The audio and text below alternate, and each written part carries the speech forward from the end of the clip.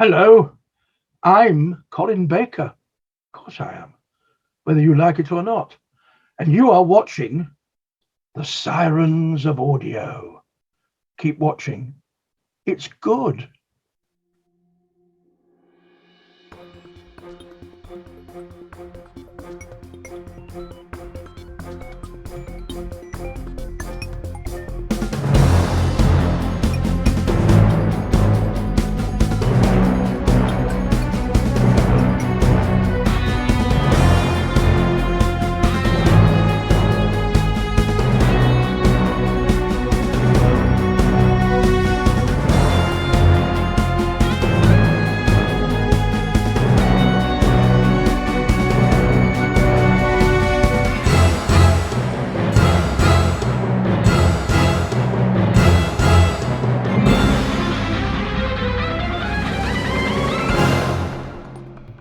G'day audiophiles, this is The Sirens of Audio, the show that explores the universe of Doctor Who in the audio medium.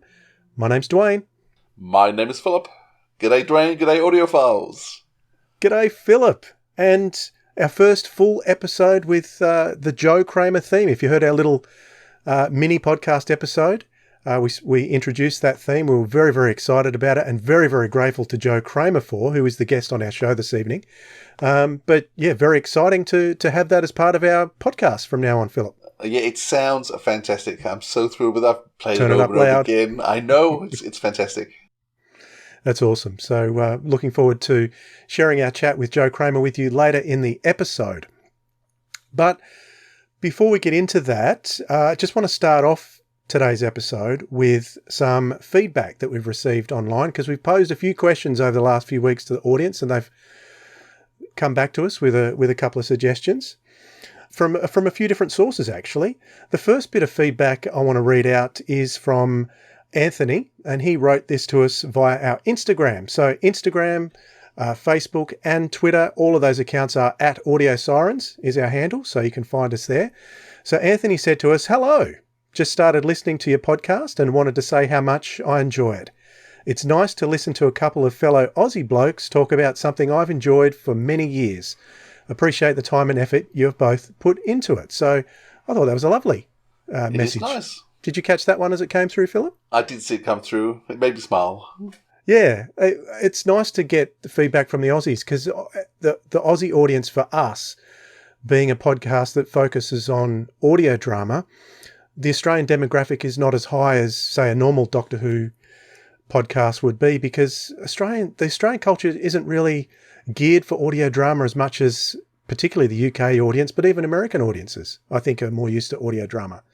So if you can share us around as much as you can, Anthony, get more and more Aussies listening to us, that'd be fantastic. So thank you for that. All right, regular listener left a message on YouTube, Mac Moore. Thanks for your messages, Mac. I'm going to read out one. But you remember when our rabbit hole topic was, should we be political on our show and talk about political topics? Here's what Mac Moore had to say. He said, "Another great episode, but don't turn into other, air quotes, fan podcasts. It's nice to have a place where you don't have people talking about Twitter topics. A lot of these fans don't even believe the topics they preach, as bumping into one at a convention proved. Just carry on being yourselves." And I think as we were talking on that episode, I think we came to that conclusion ourselves. So that's what we were going to do. That's exactly what we felt. And it's interesting, the podcasts I listen to, the Doctor Who ones, are the ones that don't play those silly games. Yeah. Yeah. Yeah, actually, there have been some that got more and more political that I was regularly listening to that I actually switched off because I got sick of it. So, and I haven't been back. Thanks very much for that feedback, Mac. Really appreciate it. This is something that was left on the Mark Wright interview episode. I think you're going to like this one, Philip, from a poster called Unknown Artist. It says, "I really like the Companion Chronicles, and they were a great inroad to doing more classic stories. I haven't heard the new one yet, but I agree with you that it's brilliant they're doing full cast adventures set in the black and white era. For one thing, it liberates people from being dependent on the Missing Adventure novel series for an expanded telling of that era. It's awesome to collect as a book set, but it's 32 full-length novels. Only 20 of those are normal book price, and at least 3 of the most important ones are impossible to get, and less than half of them are set in the Hartnell, Troughton and Pertwee eras. I think reviving that era and the Pertwee years was bang on. We've always wanted new stories from that era, but there's never been a way or opportunity of getting them, especially since John Pertwee left us in greatness with his final Doctor Who show off radio, The Ghosts of N-Space. But if they meet half that quality, I'll be more than satisfied. Well, let me tell you, unknown artists, thank you for your feedback. The ones that you will hear are much more than double the quality of The Ghosts of N-Space. That's for sure. So if you like The Ghosts of N-Space, you're going to love not only the Companion Chronicles, but Mark Wright, we were talking about The Outlaws, which is full cast, not Companion Chronicles, so full cast recreations of that era. You're going to love that too. Anything you want to say about that feedback, Philip? No, it's brilliant. We love getting the feedback, and I never got into the novels, so I do understand the people's pain trying to get them now. So, as someone currently collecting all the hardbacks, don't know why I started doing that. There are some that are very hard to get. So here's a piece of feedback from Broken Moon Audio.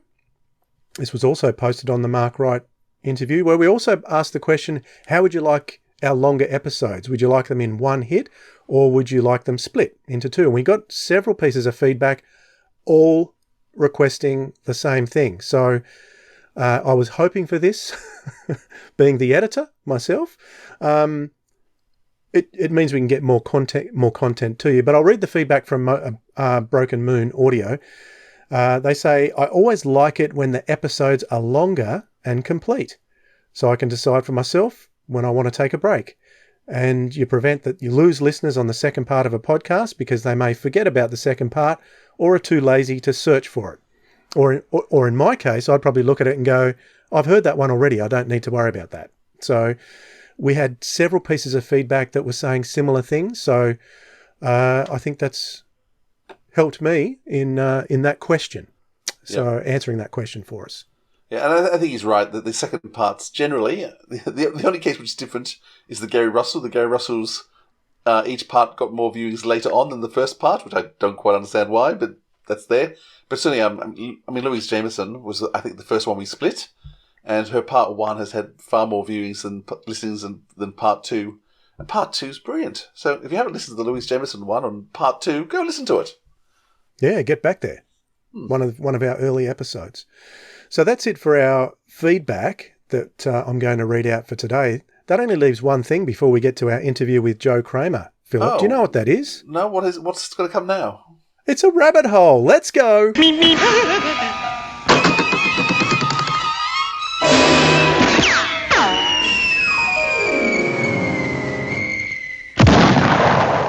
Right, we're in the rabbit hole, Philip, and nothing controversial today. I just want to talk about music since it's, we're going to be talking with Joe Kraemer later on. I want to get your thoughts on the importance of music in Doctor Who. How important is it? Unbelievably important. Well, it really does depend on what the music's doing. Music can do several things. Music can create atmosphere, or music can tell stories. And throughout the history of Doctor Who, music has done different things, and the same composer has even done different things. I mean, the vast majority of classic Doctor Who is, of course, Dudley Simpson, and sometimes his music was just simply there to create atmosphere and to create mood. But there are other themes that he wrote which are amazingly stunning themes, which progressed the story and told the story on, as well as, of course, setting atmosphere, preparing you for that scare or whatever's to come. So it really does depend on the purpose of the music, and one of the things we'll be talking with Joe Kraemer about is his view of what music is for when scoring a soundtrack. Throughout Doctor Who, it's done different things, but it's certainly something that I've always loved and enjoyed, and I've bought the records when they first came out as records, later as CDs. Now I've got them downloaded on iTunes. I think music plays a really important part, and watching the history of the music. And often it's those unusual composers that you don't get very often that stand out in an amusing way. What do you think, Dwayne? What do you think is the place of music? Oh, if you look at some of the DVDs where they've got studio filming as an option to look at, and you look at some of the scenes they record without the music, you can't imagine these episodes without it. It is absolutely vital. But there are some standouts for me, particularly in classic Doctor Who, because there were so many different composers. Obviously, Dudley Simpson was the main composer for most of the classic era. But even Dudley Simpson, if you look through his Doctor Who work, it's widely varied. Some of the standouts of Dudley's for me would have to be something like The Talons of Wang Chiang, where he does that distinctive, he plays the gongs and things like that to give that Chinese kind of vibe. Look at the whole of Series 8, where he's doing synthesizers only. And created the master theme for that season as well. So that was something completely unique. But I think probably the biggest standouts of Dudley Simpson's for me would have to be, I think Seeds of Death is one of the biggest standouts for me as far as Dudley goes. And even the Ice Warriors, I love, but Seeds of Death more so, because I've heard it much more. Being one of the very first videos that I bought was the Seeds of Death. And I adore that soundtrack. It's really, really, it suits the Ice Warriors well, I think. So it is really quite disturbing. That opening pitchy thing over the snow and the ice as the credits come up. Really. Oh, you're talking Ice Warriors, yeah. Oh, so that's Ice Warriors. Sorry. Oh, yeah, of course I am.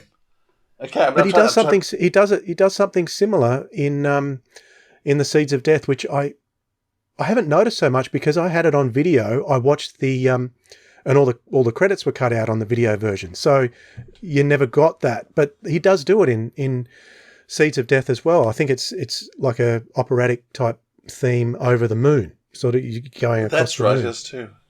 Yeah. So that's pretty iconic. But I'm always a sucker for the other composers that didn't do quite so much, but have some outstanding pieces. I think Tristram Carey is the iconic masterpiece of Series 1 of Doctor Who. I can't imagine the Daleks having any other music to it. Can you imagine if Norman Kaye's music went on the Daleks instead of Tristram Carey's? How different it would have been. And I think it was it Norman Kaye who did the music for Dalek Invasion of Earth? I think it was. Or was it someone else? The percussive sounds of Dalek Invasion of Earth detract from that story, for me personally, subjectively, so much. Though that chase scene with Barbara and Susan being carried across the wastelands and all that percussion, and also of course Barbara in the London too. Those are very strong moments musically. Which you don't like them? Okay. No, I don't like the whole soundtrack on that. But I hear what you're saying. What do you think about the Battlestar Galactica reboot? Because that was all percussion too. I think love that. Love it. So I think it took very much the same sort of idea. Right. Okay. But on Tristram Carey, and it's that soundtrack from the Daleks that I love the most. Yeah, he did a couple of other soundtracks. He did some different music for Dalek Invasion of Earth. He wrote the Ballad of the Last Chance Saloon. He did the Mutants as well, but it's the Daleks that stands out to me. It was used a few different times. It was even used in Power of the Daleks, that same score. So that's a big standout for me. Another big standout for me is Roger Lim. So he's a composer from the BBC Radiophonic Workshop that John Nathan Turner brought in, and Keeper of Traken was his first one. So it has some nice themes that we listen to over and over again on Doctor Who the Music. That's some of Roger Lim's work. Yes, that's the album I had. Yep. But the score that he did that is probably top of the list in the 80s for me would have to be the Caves of Androzani. It is so punchy. It is so gritty. It is, to me, I think it's the best soundtrack of the 80s. Caves of Androzani. If it had one of the more synthetic synthesizer type floaty soundtracks of some of the other serials, it wouldn't have had the same impact. Did he do Five Doctors as well? Who did the Five Doctors? I don't think he did Five Doctors, because that has a lot of strong melody themes. So this is what Roger Lim did. He did the Keeper of Traken, Four to Doomsday, Black Orchid, which is an interesting soundtrack, Time Flight, Arc of Infinity, Terminus. So there's a group there in the middle that don't really stand out to me, but the last two he did, Caves of Androzani and Revelation of the Daleks. Yeah. were really, really punchy and grabbed me. It was Revelation of the Daleks that turned me into a full-blown Doctor Who fan for life. Tegan's theme. So if you... Tegan? Oh, Revelation? no, sorry. I think Resurrection of the Daleks, Revelation. Yeah. All those are. But if you think of Caves and Revelation, you can see that there is an obvious link there in those two stories. They both got the same director as well. So you've got Graham Harper probably talking to Roger Lim going, I want this punchy music. And Roger Lim's done something different to any other story that he's done for those two stories because of Graham Harper. And I think that really stands out to me. But I like Kerry. As I say, we shouldn't forget Murray Gold in the new season too, and the effect that music had on the new season. Particularly the first 4 Doctors, when Murray Gold was doing all that sort of work as well, because that's pretty astounding stuff too. It certainly is. He gets a lot of criticism. I don't really understand why. Have you got a standout moment from Murray Gold that sticks out in your mind musically? There's many. I mean, I think Rose's theme. I've got one. I think Rose's theme, and then Doomsday when Rose is leaving, that sort of pulsing beat on the beach really affects me every time. The I'm the Doctor theme for Matt Smith is really powerful. That's my phone theme. So yeah. So what's your one? The musical sting that sticks out in my mind more than anything that really raised my heart rate was the cliffhanger to Turn Left. Do you remember when they came out? And they saw the Bad Wolf signs everywhere, dropping down with all those Chinese sort of hieroglyphs and all the posters and everything. That musical sting there, I still think is probably my highlight emotionally, as far as Murray Gold's music goes. If ever I think of Murray Gold, I think of that scene. It only lasts for about 20 seconds, but it really had a huge impact. This is more than one topic. Just a rabbit hole, Dwayne. We should do some CD album listenings as part of our remit as audios. I think we should. We should do a couple of shows and pick a composer and just let's do some specials along the way of some of the composers. Let's do it. But I have one more question for you for this rabbit hole topic. Oh dear, yes, Dwayne. I want to give a quick mention to Kerry Blyton because his 3 stories, Silurians, Death of the Daleks, Revenge of the Cybermen, also big standouts for me. But I have a favourite classic serial soundtrack of all time. Do you have one? I mean, the one I would probably play most often would actually be Death of the Daleks because I play saxophone. Right. So having a saxophone quartet doing most of the music in that is something that I used to listen to all the time as a saxophone player. So that's one that stands out. Okay. Oh, what's yours? That stands out to you, but do you have a favourite? No, not that I can think of it off the top of my head.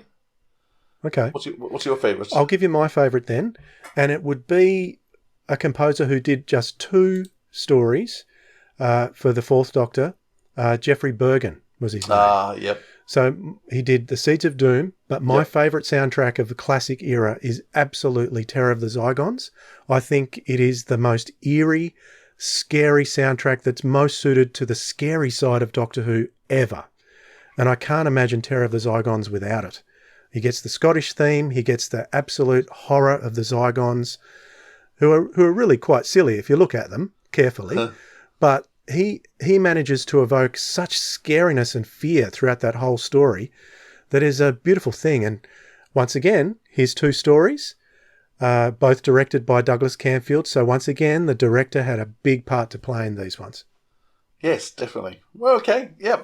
Well, I think we need to do some revisiting later on, and pick a composer and look at their stories and talk about their music.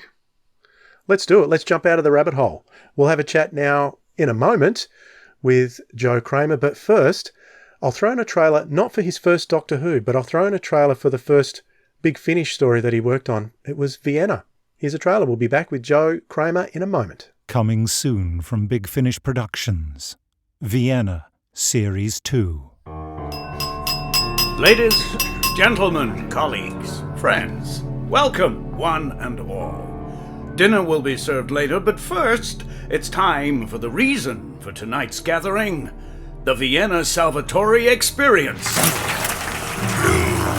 Oh, the guy with the boils! Now without a chain blade, excellent! I really don't know what I've done to annoy you people. Sorry, the larger they are, the slower they attack. We have some new members in our midst, so if the rest of you will forgive me, a quick up to speed. Vienna is, or was, an intergalactic assassin bounty hunter. She had this endearing notion that her identity was a secret. Well, not to those of us with unlimited financial resources. Well, what are you waiting for, pretty one? Screed has got to work. So have I. I'm going to ask you again. What do you know about Drew Hollis? I told you, Screed knows nothing. Scram! Go bother someone! Still think I'm pretty? Think you're crazy! Oh, you have no idea. I desired Vienna, my own deadly, beautiful toy to play with. Jetsy. Miss Salvatore, glad you could make it. Hey, since we're working together, call me Vienna. I won't kill you. And so I had my own tame assassin to do my bidding, without question. Good to have you back on board, Miss Salvatore. Good to be back on board, computer. Vienna, Series 2 box set. We love stories. Well, it's my pleasure today to introduce our special guest. Music is such an integral part to all storytelling, and one of the great composers for Big Finish is Joe Kraemer. Joe, thank you for joining us.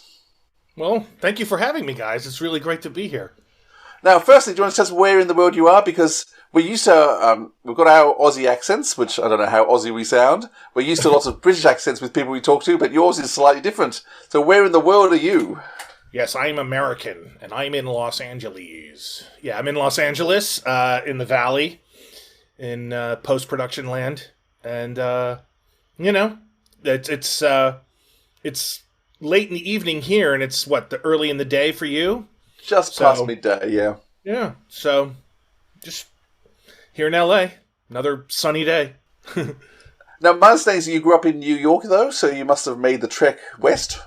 Yeah, I grew up in upstate New York, outside of the state capital, Albany, in a little town called Voorheesville, where the longer the name, the smaller the town.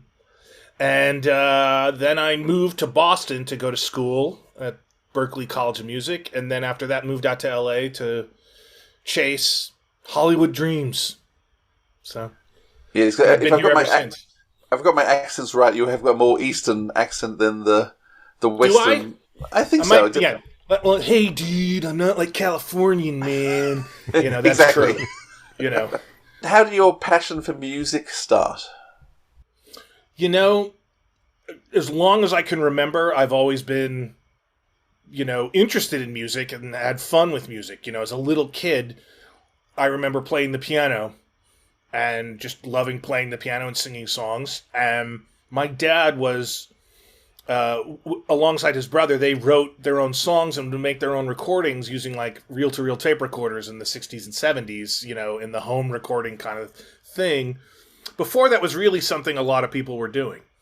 So I grew up in this environment where it seemed totally natural to me to write music and record it. At the same time, my grandfather had been a projectionist at a movie theater. So my dad and his brothers and sisters all had an interest in movies, not just in watching them, but in how they worked, the technical side of them. And they all had cameras that they made short films with, silent films and things like that, animated films. And they were, very much hobbyists of different arts of music and film. And so it sort of, I think, became kind of a natural thing for me to combine those interests in, a sort of career pursuit. So what age did you start writing? And well, you said you were in Boston studying music. When did you start doing movie scores, TV scores for people? Where were you then? So, yeah, what happened was the high school I went to, because the town I grew up in was so small, the high school that I went to was actually middle school and high school in one building. So as a 7th grader, I was going to school with 12th graders. So being kind of a ham, kind of a sort of show busy type guy, even as a 7th grader, I caught the attention of a senior high school student named Scott Storm who made films on Super 8.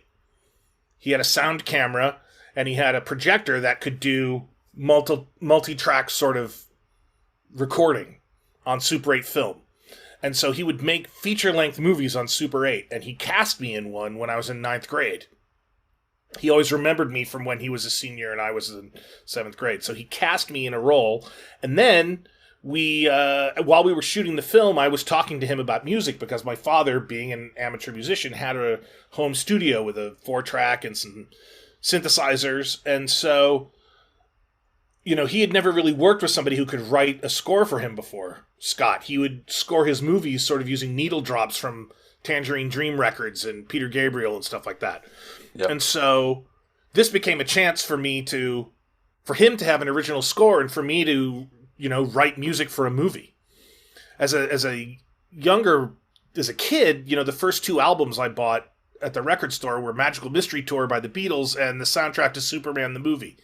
So, you know, I sort of grew up with this love of John Williams and music from movies, combined with this love of songwriting and music production, and having this home studio and being in this film sort of created that opportunity for me. And I was 15 at the time, so that's when I started writing music for movies. I had been writing songs before that, again, because I grew up, you know, around a father who wrote songs, and, you know, he, like I said, him and my uncle would record them, so I can remember writing songs in 3rd or 4th grade, which would have been about 10 years old. So what was the point where you thought, this is really what you want to do for life? You know, I have a specific memory of reading some cheap paperback biography of the Beatles, and I would have been in about 8th grade at that point, maybe 7th, and just being like, you know, like any kid that age, like overwhelmed by how cool it must be to be like a rock star, you know what I mean? And thinking like, well, I have some musical talent and I seem to be able to impress people with what I can do. Maybe I should pursue that. And then through high school and meeting Scott and doing those movies, and then also, you know, again, with my dad being a musician, just constantly writing songs myself and learning guitar and performing in the high school bands and things like that, and doing the drama club and being in plays as an actor. It just became pretty clear to me in high school that, you know, I was happiest doing that stuff. And so when it came time to figure out, well, what am I going to do for college? It seemed like pursuing either acting or music would be the 2 things that I would probably be most happiest doing. And I looked at the state of things at the time and thought, you know, with acting, you know, I could be the greatest actor in the world, but if I'm taller than the leading man, I'm not going to get the part. Or if I'm shorter than the leading lady or whatever, you know what I mean?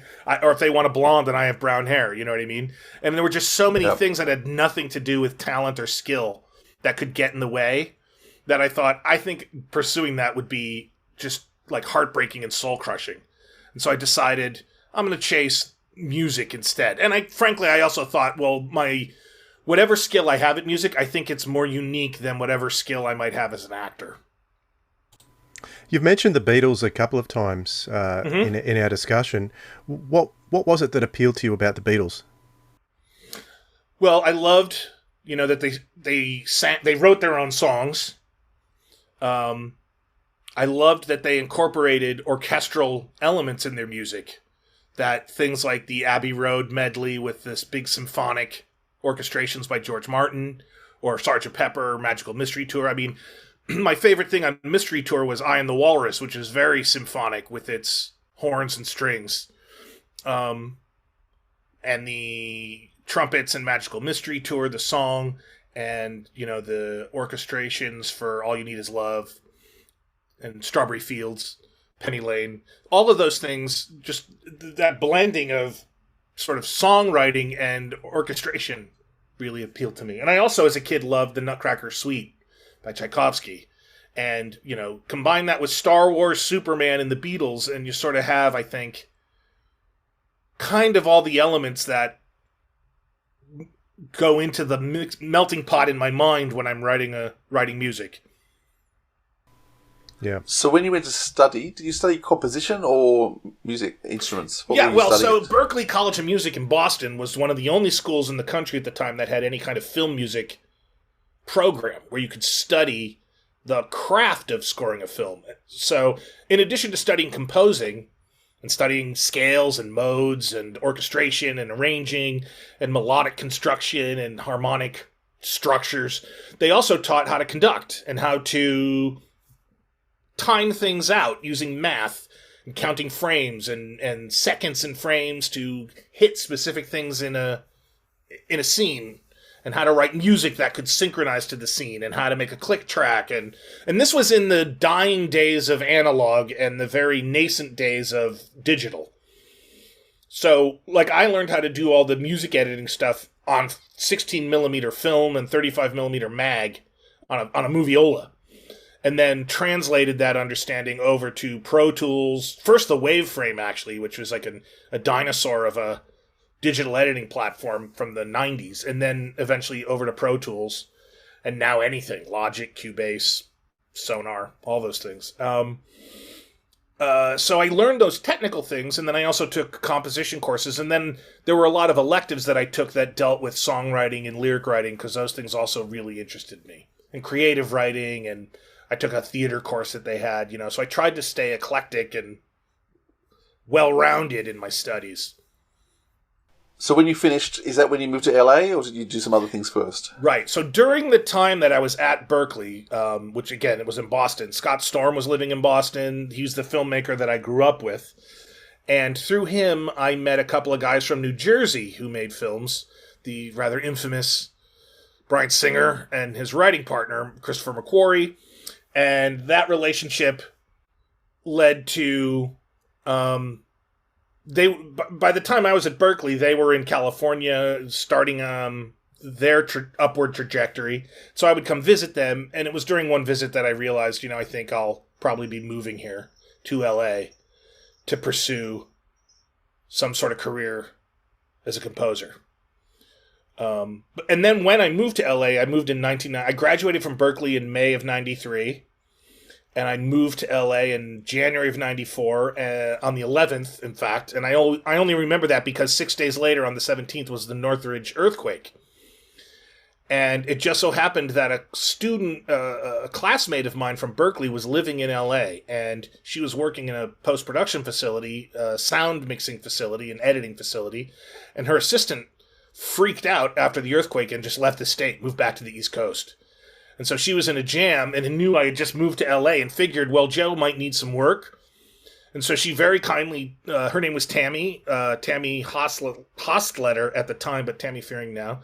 And she, I owe her a lot because she hired me, I'd been in LA 2 weeks and I had a job in the film business, and I was an assistant to her and she trained me, and I'll always be grateful for that. So I worked in sound for a couple of years to make money and sort of get myself established in a firm base of operation. While at the same time, McQuarrie and Singer were making The Usual Suspects. And I was going to the set whenever I could for that.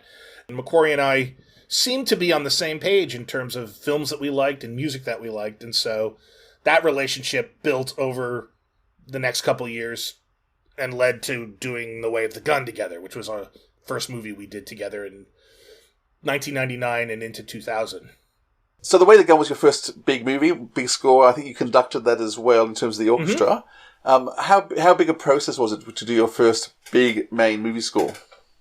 Yeah, it's funny. It was big. It was a lot of work. It was a long process.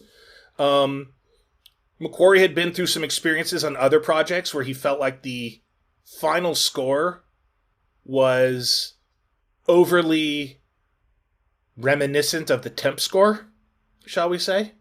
When you cut a film, and there's no score written for the movie yet, the director and the editor will often put temporary music from other movies in. And then the danger is that the filmmakers fall in love with how that music makes the movie feel, and when the composer comes in, he or she ends up having to imitate that as closely as possible without getting sued, and they often feel sort of straitjacketed by what we call the temp score. So The Way of the Gun was, the effort was made to have as little temp score as possible, and instead for me to be scoring it from the very beginning. So it was a long process. I was on the film for 11 months, and Yeah, it was, and there was a lot of rewriting, there was a lot of back and forth, there was a lot of what some people might call micromanaging of the score. But, it was a learning process for everyone involved, and I don't regret that or have any misunderstanding about what we were all trying to do.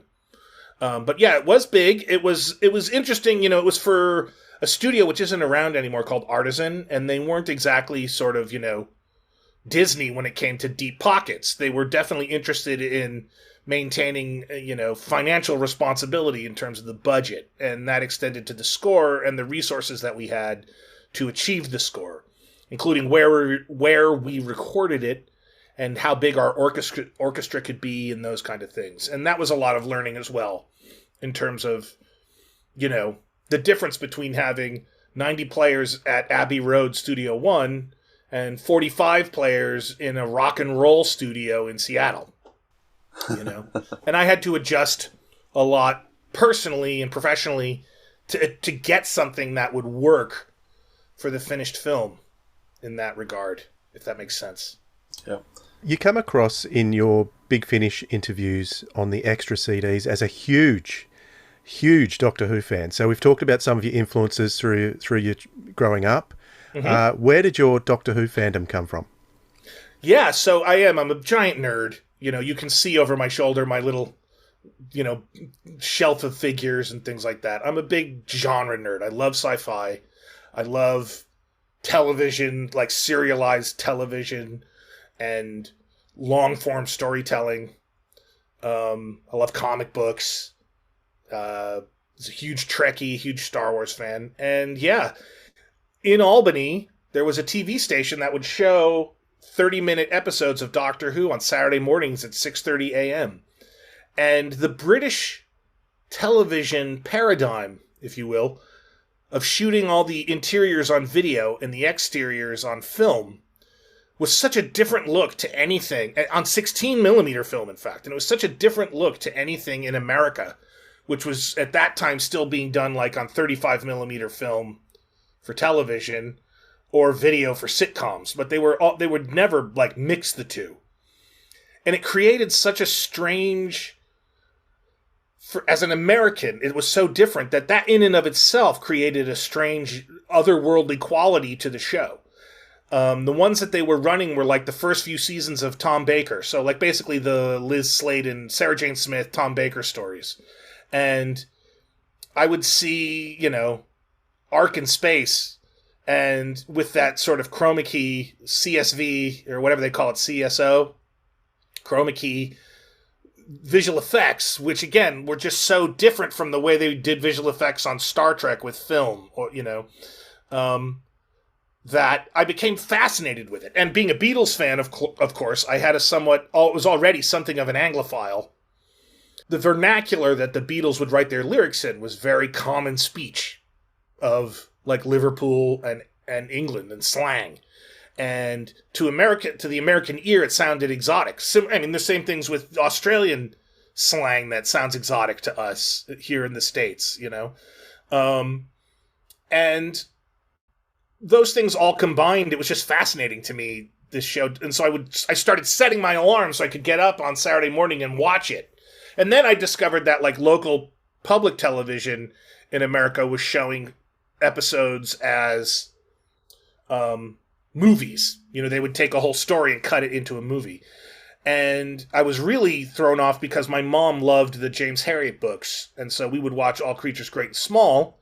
And, my dad showed me a picture from the newspaper that said, the new Doctor Who, and it was Peter Davison in that cricket outfit. And I was like, what is going on? This looks, I just didn't understand that you would replace the lead actor in a show. I had no idea that there had been 3 doctors before Tom Baker. I just knew it was the show with the guy with the scarf, So finding that out, it was around that time that a local group in Albany started having like a fan club, like a Doctor Who fan club. And so I joined that, would go to their monthly meetings, and they would get somehow they would get a copy of like a Pertwee episode and show it. Which was like insane, to be able to see that. because this was before any of it was coming out on VHS even. These were like bootleg. They would have been coming from Australia, I'd say, because they were being shown here and then sent to the UK, sent everywhere.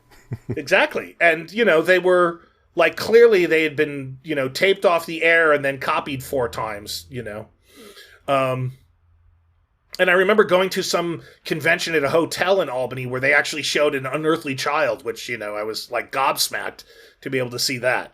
And I picked up, there was like, and it's funny, it's on one of the DVDs as like a PDF, but it was like a Radio Times 20th anniversary magazine of Doctor Who that, had like a list of every episode of the show and tons of pictures of all the doctors and all their companions. And then a little thing at the end of pictures of Colin Baker, who was going to be taking over from Peter Davison. And it was just, this whole universe fascinated me that there was, at that point, 20 years of backstory. And then the Target novels started being published in America, and I started buying those, or not being published, but imported in America. And I started buying those. And I followed the show as much as I could, but then during the sort of Baker era, episodes wouldn't come over to America for years. And so I sort of fell off the show for a couple years. And then when I finished high school, the local public television station or when I finished college, and I was back home before I moved to LA, the local public television station was running all the Baker episodes. And then one day I tuned in and some other guy was Doctor Who named Sylvester McCoy, and I didn't know any of this, so I was like, wait, there's more, And then after that, as the internet started to bloom in the late 90s, then I, was able to keep track of more things, and the McGann movie, and then Scream of the Schalke, and, the Big Finish Shada remake, and all that kind of stuff. And then when the show came So back, you had your finger on the Doctor Who pulse all this time? Yeah, I was following it, all this time. There was a book, I can't remember who, it may have been the L'Officiers who wrote it. I can't remember now, but it was a whole book about all the times they tried to make Doctor Who movies after McCoy's era ended. It had like about Leonard Nimoy, I think, being involved at one point, and the Tom Baker idea that he was like pals with Ulysses, or he was one of the Greek gods or something. I can't remember now off the top of my head, but yeah, I was, and in fact, I would talk to like Macquarie about like, wouldn't it be cool to do like a Doctor Who thing? See what we could do with that. And what was his response to that? It was sort of, there was some vague interest. He's spoken at length about wanting to do something with the Star Blazers property, the battleship Yamamoto. And that was always, I think, first and foremost in his mind as a science fiction thing to pursue. And it was also, I think, during this time that Singer was trying to do like something with Galactica before Ron Moore got a hold of it. And so I think, I was definitely the loudest champion of Doctor Who in the room, in those conversations. It's interesting what you say about the video and film, because I remember talking to my family and saying, oh, this is film, this is video, and people in my family not having any idea what I'm talking about. Like, they couldn't even see the change. And for me, it was so dramatic. And all these things I learned about film technique from those early shows, it was interesting.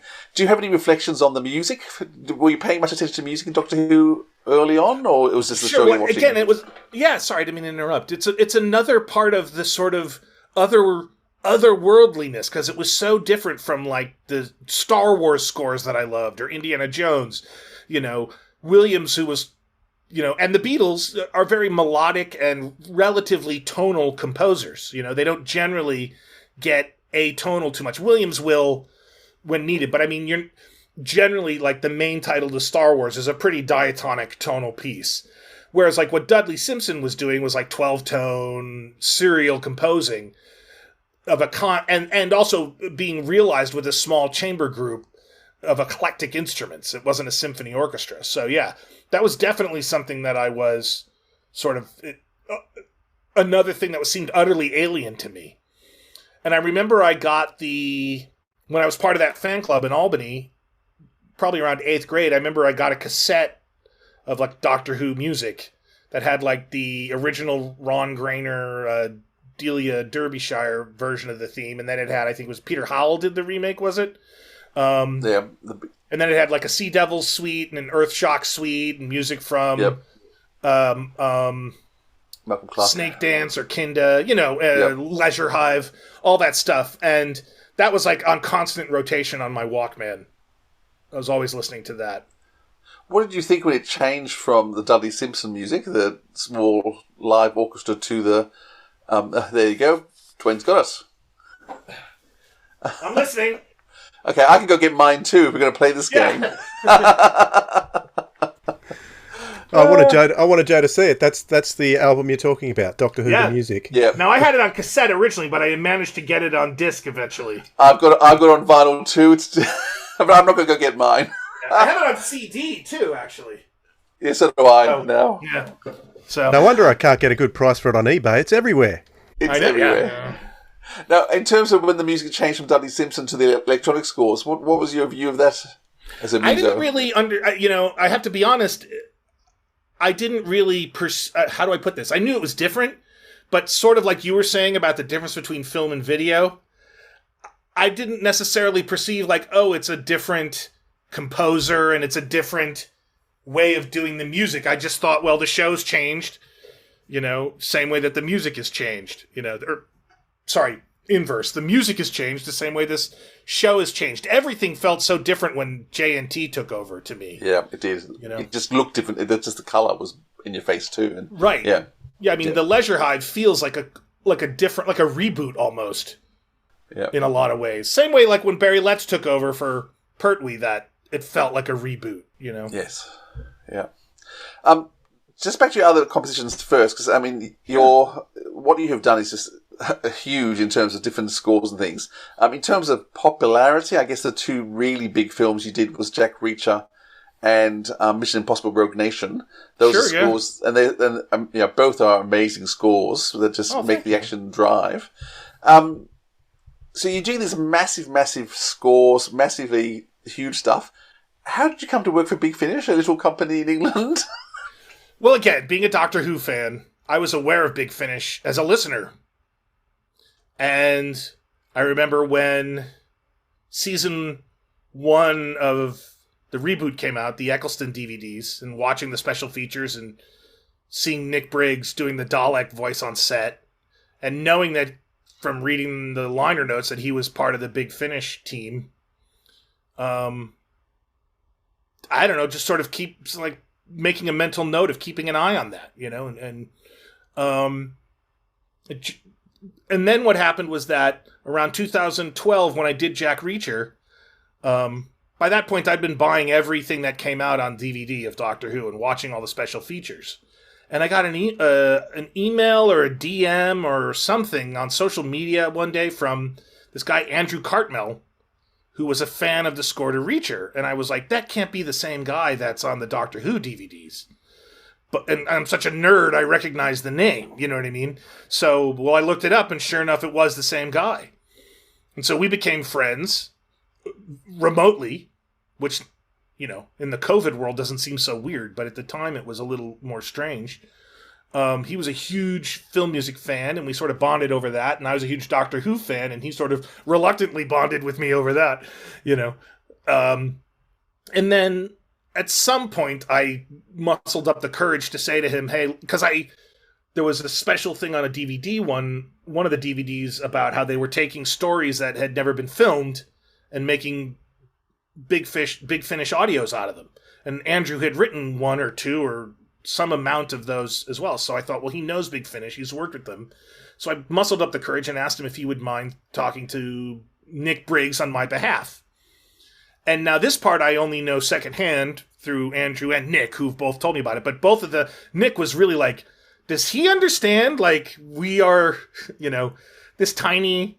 relatively, I mean, we're not Tom Cruise and Paramount Pictures. We're this sort of relatively small company with limited resources compared to Paramount Pictures in terms of salaries or whatever. And, I had told Andrew, when you talk to him, tell him, I love Doctor Who. I would love to be part of it. And it's not about the money for me, And I think maybe there was justifiably some concern that it would be smaller than I was used to, and then I would take the gig and then blow it off and do a crappy job because it turned out to be smaller than Jack Reacher. I'll also add to this that when I was a kid, NPR in America had done a radio adaptation of Star Wars that was 6.5 hours long of the first movie. And it was one of my favorite things ever. And it was never released on audio to buy while I was a kid. So I had like these cassettes I'd taped off the air. And I didn't even have like the first episode or the first 2 episodes. So I would listen to this thing and I like treasured it. And it was like magic to me that it had so much storytelling and so much evocative imagery from the sound and the music. So I was fascinated with that, being able to make a radio drama. And then in high school, I discovered the Monty Python records with sound effects and music and drama. And then or comedy, and then I discovered the Hitchhiker's Guide audio cassettes. All that stuff fed into this whole, and I had the vinyl of Genesis of the Daleks where you could listen to it. So this whole thing of like listening to stories really fascinated me too. So I knew what I was getting into, what I was asking to be part of. I didn't expect it to be, $1 million thing that was going to make me famous. It was something that I could work on and be part of something, that meant something to me as a fan. I remember after I did Mission, I had lunch with a comic book writer named Jerry Dugan, and we were talking, and I was sort of talking about doing the Doctor Who stuff at that point, because I had done my first one with Doctor Who at that point, and with Big Finish, and, he was like, I was sort of explaining, qualifying, I guess, my interest, and he was like, no, man, you're canon now. You're canon. And I thought, that's exactly what it is. I'm canon, and now I'm on TARDIS Wiki.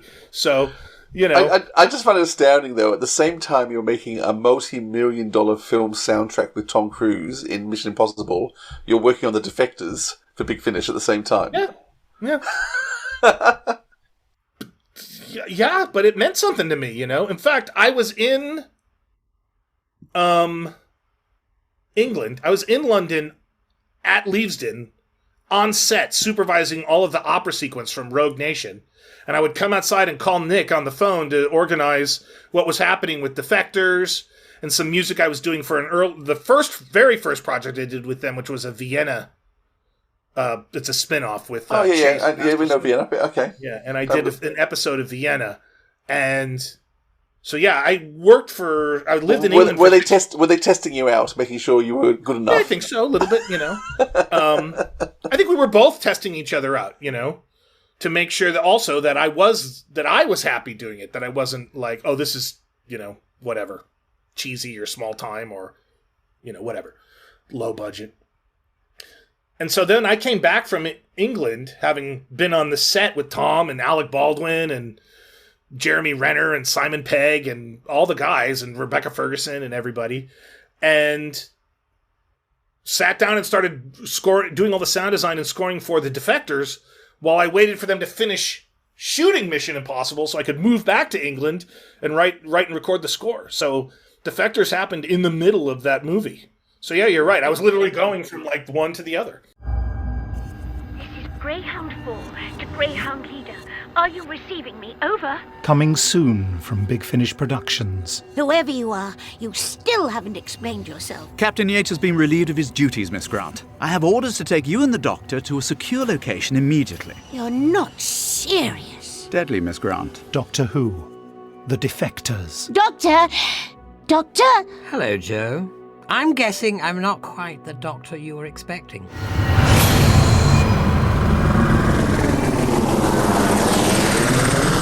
All security protocols are still active. There shouldn't be any trouble before we're ready. Now, your room is there, Doctor, and this is your room here, Miss Grant. You know our names? Do I? I've spent the last few hours here trying to get answers, but all I get in return is blank faces and lectures on national security. I can't even get in touch with the Brigadier. You're new. You two. New. Not like us. You haven't defected yet. What exactly is going on, Captain Cornelius? Hold tight. Going down! Can't we turn the light on? It's not working. Captain, open the door. Open the door! Come on. We've got work to do, young lady. Big Finish. We love stories.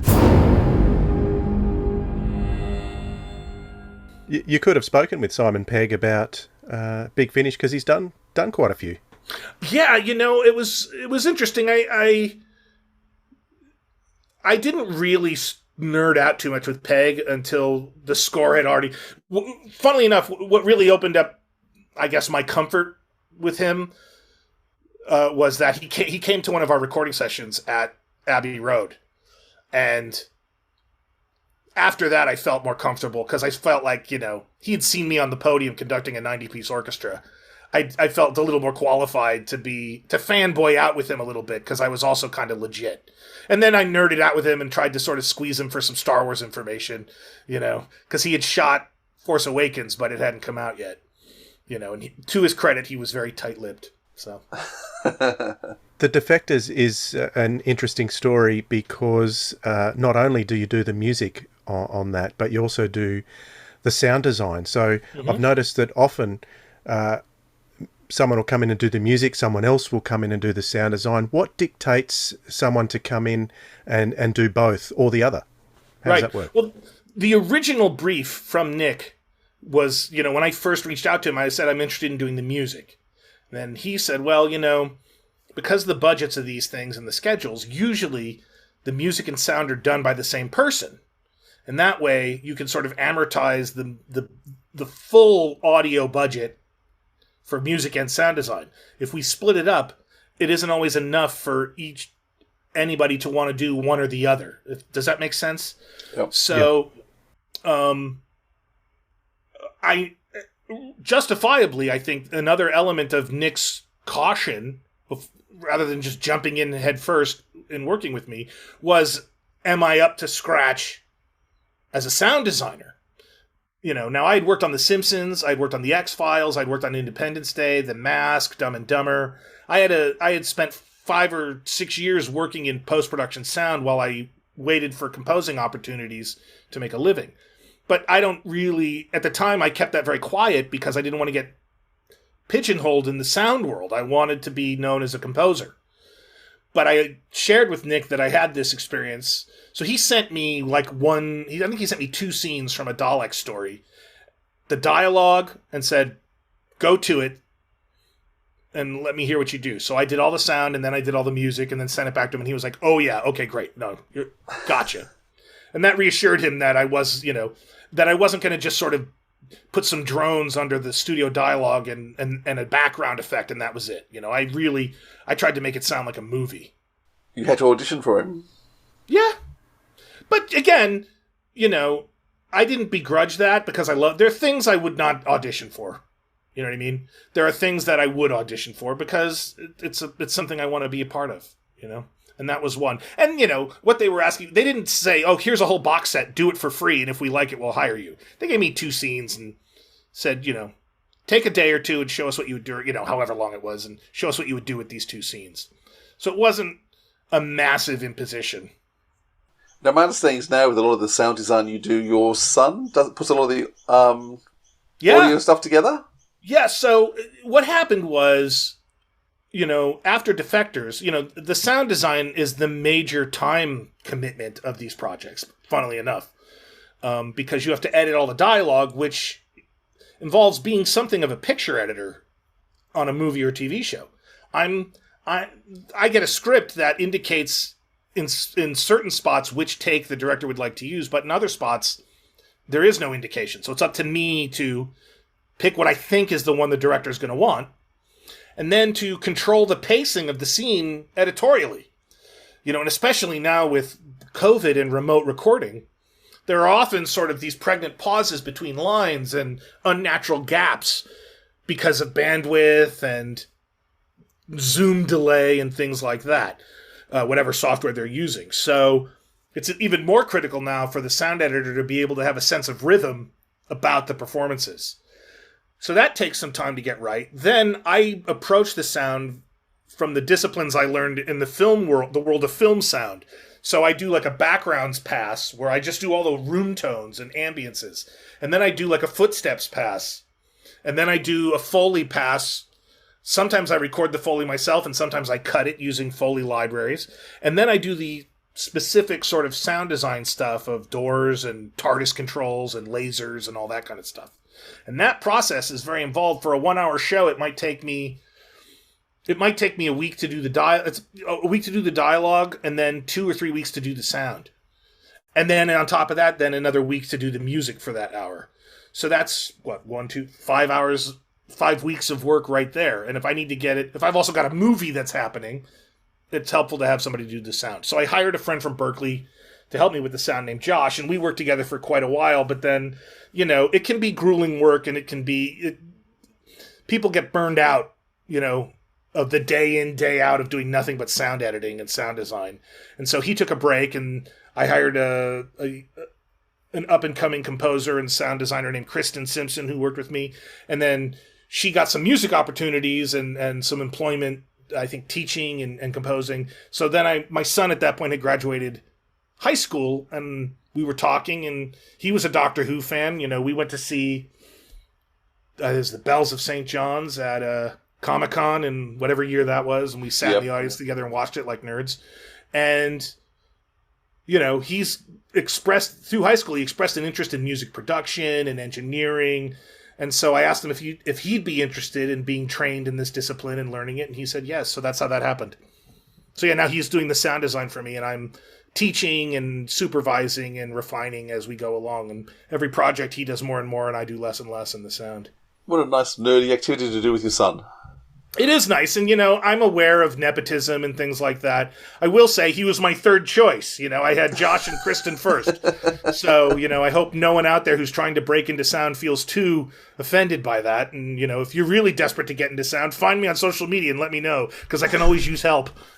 Do you find the fact that you're in another country on another continent is an issue, or just because of modern technology now it makes no difference? Makes no difference anymore. The biggest issue literally is just synchronizing real-time interaction like this with us. We had to find a time that worked for me and you with the 19-hour time difference, In a weird way, the time difference between here and London being 8 hours the other way is beneficial, because I can work and then send them the stuff, and then they can listen to it and review it while I sleep. And then I wake up the next day, and they've got notes for me already. Whereas if we were both on the same schedule, there might actually be an additional day in there. So sometimes things can actually happen faster because of that, because at some point during the day, one of us is always working on it. Now, in terms of music composition, what are you using to compose with? And I guess you don't get a nutty piece orchestra. No, I don't. I have a virtual one. I work with computers. And I work with sample libraries, and then on occasion, if I need something live, I'll perform it myself. I have guitars, or I have friends who play cello and trumpet and things like that. And fortunately, the genre of Doctor Who is flexible enough that I can do what sort of sounds like an orchestra, and it's adequate for the show. It works for the show. It's appropriate is a better word than adequate. And then, like in the case of Defectors, I actually endeavored to sort of do a Dudley Simpson score. The concept of the show was that Sylvester McCoy's Doctor lands in John Pertwee's laboratory at UNIT, and he's interacting with Joe Grant and, Mike Yates, and he's sort of a fish out of water, a man out of time, so to speak. He's in the wrong era. So I thought it would be fun to start the score out as a very Dudley Simpson score, and then rather than morph into like something Dominic would have done or Mark would have done during Syl's era, I morphed into more like what Murray was doing in Modern Who, or what I was doing with Mission or Reacher, or John Williams is doing, that orchestral palette. And I sort of transitioned from the music of the era to that. And that ended up being sort of a productive approach for a bunch of the things I did, because I later did like a Colin Baker story, and I would do the music the episode would start with music similar to that era's music and then morph into a more orchestral approach. Do directors give you much feedback in terms of what they want before you start, or do you just compose and then they give you notes?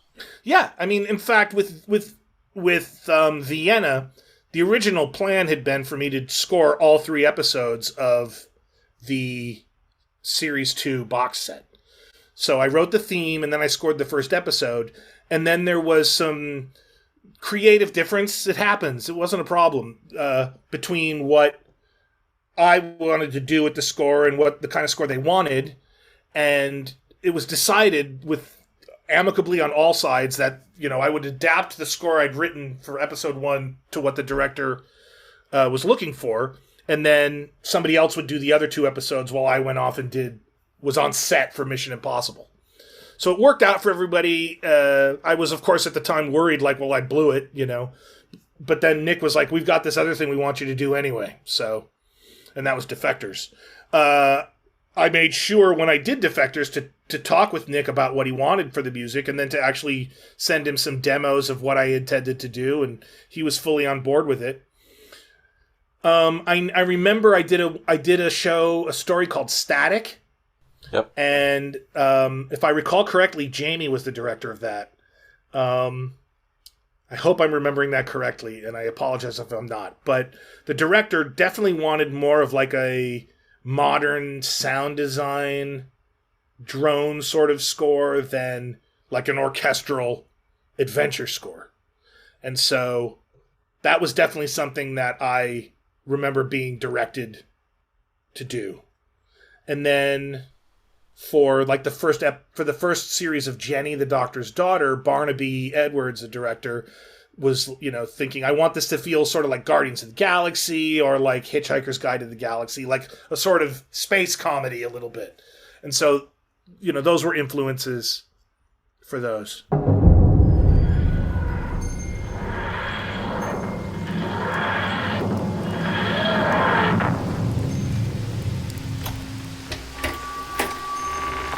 Okay, newsflash. This isn't my wedding. And this isn't 1944. Doctor, you said you were taking me home. Coming soon from Big Finish Productions.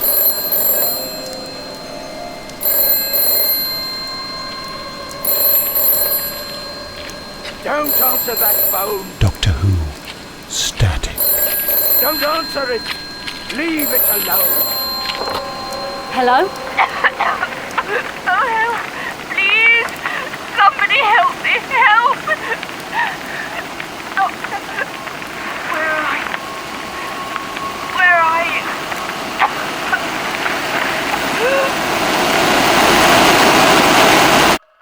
you? Big Finish. We love stories.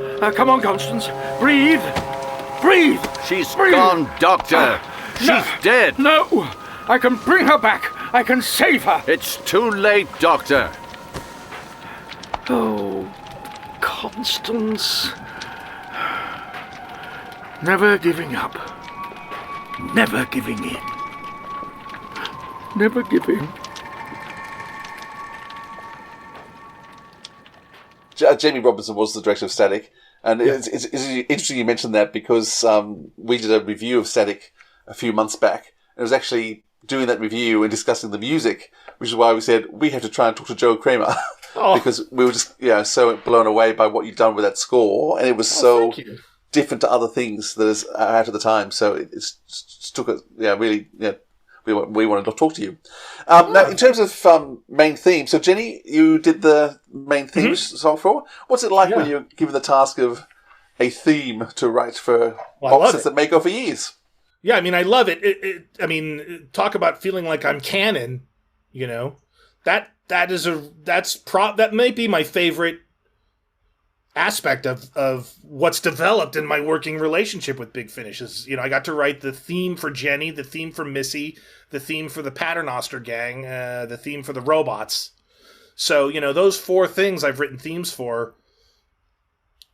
And it's fun to, it's fun to see some people online regard those as like the canon themes of those characters. I'm well aware of the divide between Big Finish and the BBC in terms of much the same way with the Star Wars universe in the Lucas era, you know, the novelists were given things they could write about and things they couldn't. But Lucas had no second thoughts about contradicting some previously written book, you know, when he was making the Clone Wars TV show or the prequel movies. You know, if he wanted to do something, if he wanted to make Jango Fett instead of, what was it, Jaster Mareel or whatever, you know, he did it. It was his thing. And similarly, when I say divide, that's what I mean. You know, the BBC, you know, let's say, for example, when Russell comes back, he brings back Murray and they do a show with Missy. I don't expect Russell to feel beholden to use my theme for Missy. You know what I mean? That's what I'm getting at. You know what I mean? Yeah. But it's exciting for me that these are the sort of definitive themes of these characters for the time being. That's a long answer to a short question. Sorry. That's good. I know Jenny's one of Dwayne's favourite themes. Was there something you want to ask about Jenny, Dwayne? Yeah. Well, I can tell you about the construction of it if that interests you. Well, yeah, definitely. What interests me about Jenny, because I know you didn't do the one for Lady Christina, but both of those themes for these strong female characters have electric guitar in it. What's so feminine about the electric guitar? That's interesting. I think... well, a little background, and again, if this is a long answer to a short question, I apologize. When I did Vienna, I'm always looking for something I can hang my hat on with these things, you know what I mean? And her name is Vienna, which made me think of the city of Vienna. I know Vienna Salvatore is more of like a Italian, funnily enough, more of an Italian name, but it made me think of the city of Vienna, which made me think of Mozart, which made me think of the 40th Symphony, and I just thought that would be a cool... I thought that'd be a cool musical setting for her character. And so I did like an orchestral version of that. And they liked it, but they felt like it was missing some drive. So I went in and put electric guitars and rock drums over it, and then they loved it. So I said, okay. So I can do the orchestral thing as long as I kind of put a modern twist on it. And so when it came time to do the theme for Jenny, the point of departure was she's the doctor's daughter. What can I do that feels like a genetic offspring of the Doctor Who theme? And so I kind of took the theme and turned it upside down and thought, okay, well, if I, instead of going, I went, if you listen to the theme, instead of going, it goes like,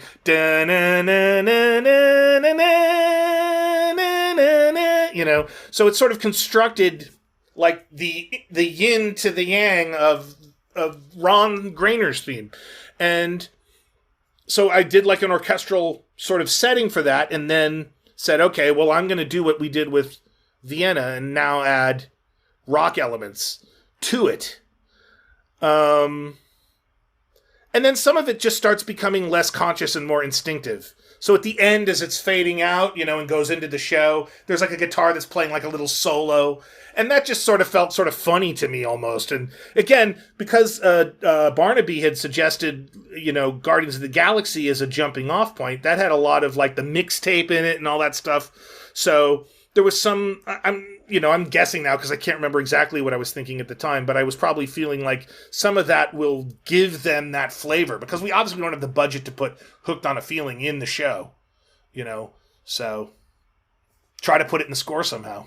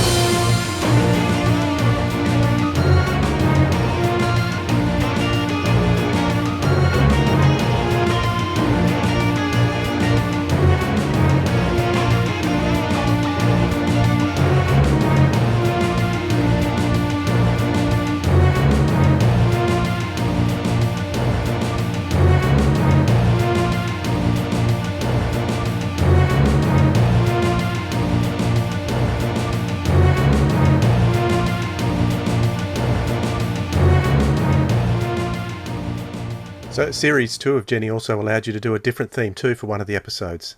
Right, and that's the case where the director, said, I really hope you could do for us like a Morricone's kind of spaghetti western treatment for the theme.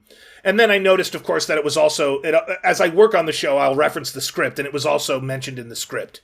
So it was definitely something that originated at the conception of the script and the story, and not necessarily something that I was like, I'm a genius, I'll do this, But that said, it was fun to do. I mean, I think the most important skill a film composer can have, or a dramatic narrative composer, since these aren't technically movies, is the ability to reinterpret thematic material in a variety of styles and genres. And that served me, having sort of studied that and practiced that for years, that served me really well on Mission, where I had to take Lalo Schifrin's theme and try to sort of treat it in all these different ways to try to keep it fresh, and to do so without using any synthesizers, which had been, again, always looking for something to hang my hat on. I decided that what I thought would be a really cool challenge with Mission 5 was to do the whole score without any modern synthesizers, to write a score that could have been done 100% by Lalo Schifrin when he did the pilot in '66. Wow. The Missy theme, that's my favourite one. Thanks. I think for me, it's got moments of Disney and those sort of comic elements. So how did you come to design the Missy theme? Well, the brief from the studio on that was, when she's waltzing at the end of her first episode in the TV show, and she's like, oh, my boyfriend, and she's sort of dancing around that park like some sort of demented Mary Poppins. The brief was sort of demented Mary Poppins mixed with the Doctor Who theme. And so, the dun dun dun dun dun dun dun dun dun dun dun dun dun dun dun. Hopefully I will never get sued for that, but I mean, obviously there's a quality of that evokes Mary Poppins. It's a bit chimney, isn't it? Well, I'm not going to admit it. No, of course not. What it is. What are you talking about? It's very different from that. Yeah. I don't know what, but to mix those two ideas. And again, it's this sort of idea, when I was a kid, I used to love to listen to like these weird CDs where people would take where Esquivel would take Taste of Honey and do some bizarro space-off arrangement of it, you know what I mean? Or I would have like a CD where a string quartet would do Born to be Wild in the style of Mozart. And so this idea of taking material and interpreting it in some radically different style fascinated me. And it has served me well since as a composer and recomposer of themes for films and projects that I work on.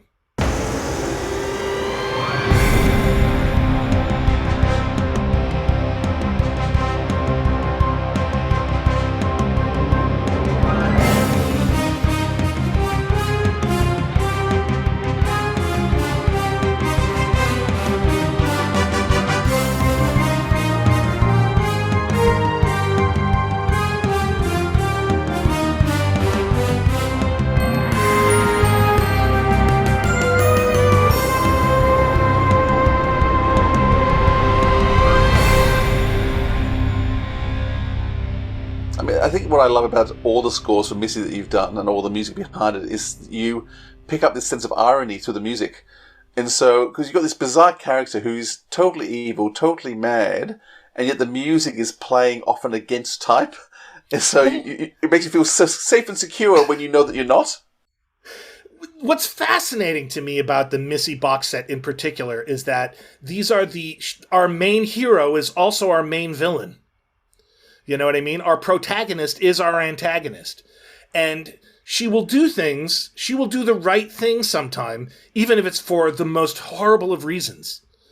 But to my way of thinking, in order to make the stories work, we kind of have to be on her side. And then when she does something truly awful, we kind of have to forgive her for it or understand it. It's funny, I'm rewatching Lost with my wife and my kid, my other child, it's funny how I was a huge fan of that show, and one of my favorite characters was this character Benjamin Linus, and how he constantly danced across the line of hero and villain, or good guy and bad guy. And I love that kind of thing, and Missy to me is maybe the best example of that in anything I've worked on. And the music is especially fun because also she's demented. She's insane. And so like the opening of the first episode, it was so much fun because not only is it that what I'm doing with the character, but and this is a thing I love about audio is that the music is allowed to be expressive. I'm allowed to do things in the music that directors hate in movies these days. It's so out of fashion. So she can be up on that roof and she's hanging onto her umbrella and floating like Mary Poppins while she's threatening this guy who's part of some secret cabal or cult or whatever. And she's trying to get information out of him. And she's sort of floating around and bobbing on the wind and kicking him off and he's hanging on by his fingernails. And I can do all this swirly, what they would call Mickey Mousey kind of music if there was a visual element. And in fact, I have to do that so that the audience can picture all this. But in a movie, it's like they want me to hit like a piano note and sustain through the whole thing and do nothing. And that frustrates me because I really love that kind of very energetic and thematic writing of music. And I'm not a big fan of the more sort of droney, things that are in vogue right now in Hollywood. Yeah, and I mean, even Doctor Who, I think the current music in Doctor Who has been much more drony and, you can't... Yeah, I mean... No hummable theme. And I will say in Sagan's defense, that's the brief that came, I think, from above up the ladder. You know what I mean? And I definitely sense that when he sneaks in, music, so to speak. He's been trying to get a bit more in recently. Yeah, well, I mean, I remember, for example, like the first holiday episode with the Dalek. And there was like a more of a rock and roll thing with the Dalek. And it was like, I could sense that he was like, I want to do more than just hold a drone for this whole episode, you know? But as you say, I mean, Murray Gold, I adore his music. And yet it gets criticised an awful lot because it's too storytelling. But to me... That's exactly what I'm talking about. A good score will do that. Well, but that's exactly what I'm talking about. And I think most composers would rather kind of do what Murray did in terms of being, or what I'm doing with the Doctor Who audios, in terms of being able to make some sort of statement and expression. But we're often told by the people in charge, like, no, simplify it, thin it out. I mean, if you listen to the CD of Mission Impossible, there's a track called Solomon Lane, which is the theme I wrote for the villain. And if you listen to the theme in that track, it's got very ornate, twisty and turny. I was trying to sort of evoke almost like a snake charmer. A guy with like hypnotic skill. And in the movie itself, the director kept asking me to take, it was literally like too many notes, like from Mozart, from Amadeus, too many notes. And if the proof is in the score. If you listen to the cues that were in the movie, the melody has been simplified from this sort of ornate thing to a very simple and straightforward gesture. And, that's his right. It's his movie. He's the director. I'm not, the movie doesn't exist as a vehicle for my music. I've got to, it's a pyramid and I'm not at the top. And that's something anybody who scores a film or writes a film or builds sets on a film has to be cool with that. And if they're not cool with that, they probably shouldn't be in movies. And this is all to say, if you listen to, he wasn't wrong to ask me to do that to the melody as a filmmaker, even if as a musician I felt frustrated by that. I do wonder whether it's stopping films from being as successful, because you can hardly think of any film that John Williams has scored where the music is not as synonymous with the film as the film itself, and maybe it just takes a confident director to allow a composer to be as popular. I mean, because of having millions, those are scored. There's a variety. This is a whole other topic, which I could go on about for hours if you're not careful. That there's a whole different set of skills now in film music. When John Williams got in the business, you needed to be sort of a jack of all trades, and you really had to have your stuff together. And you worked your way up the ladder until you were qualified to stand on that podium and conduct that orchestra and write your own score. And you had background in classical music, background in jazz, background in orchestration, modern music like aleatoric, atonal music, Beethoven, Bach, counterpoint, strict musical education. And then you applied all that to the film you were scoring. Now it's sort of like we have, because of the independent film movement, a lot of directors came up who had to have music for their movies, but they didn't have connections to disciplined film composers. They were getting the keyboard player from the band down the hall in their dorm to do music for their student films. And that became their sound. And it was very much rooted in rock music and an entirely different kind of literacy in composing. I'm not saying one's better than the other, but they're different. And so you have now film composers who can't really do what John Williams does. They don't really understand orchestral writing. They don't really understand choral writing, which is really what, John Williams himself will say, orchestral writing is an extension of choral writing. Yeah. It's an extension of us sitting around a campfire, as cavemen and singing folk legends. And then those who couldn't sing would grab a stick and hit a rock. And then those who couldn't do that, somebody figured out, I can take this cat gut and make a twang out of it. And then it all evolved from there. As opposed to this sense now of like a keyboard player in a rock band approaches music very percussively and very much like chords and a melody. Whereas choral music is individual voices that move with each other. Again, I warned you, I could talk about that part of it all day. But that basic idea, I think, is the principal difference between, say, the prevalent major forefront of film music being written today and the film music I grew up with of Raiders, Indiana Jones, Capricorn 1, Star Trek The Motion Picture, things like that. Yeah, I think I'm going to sound like a boomer here, but it's like the modern generation of novel writing has become Twitter feeds. The modern generation of composing has become what I can do on my guitar as opposed to actually studying and learning the craft. Yeah, and these things come and go. These things move in pendulum swings. It will come cycles. back. Cycles is the word I'm looking for. When John Williams did Jaws, it was incredibly square to do an orchestral score. And even when he did Star Wars, it was like, why are you scoring this movie with romantic Wagnerian, Korngoldian music? It should be like synthesizers, like Forbidden Planet, And it was very square. That's the only word I can think of. It was very uncool. Easy Rider had come out. Even The Godfather, it's sort of orchestral, but it's almost like circus music, some of it, and in fact, one of the themes had been almost a circus theme in another Italian film. And it's very ethnic of, the world that the film takes place in.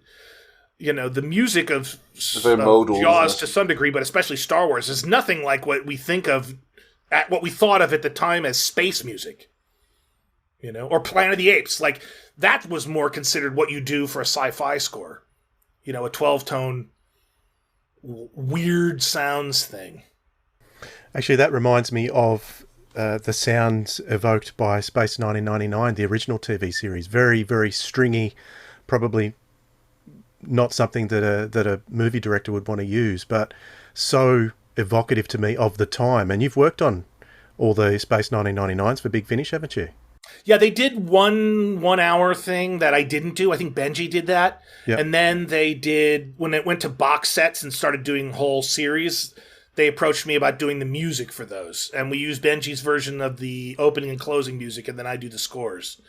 And what was interesting about that was that the shows very much to me sound like they were not scored episode to episode, but that they created like a music library and then cut the scores for the episodes, which is also very much how a lot of the original Trek series had been done.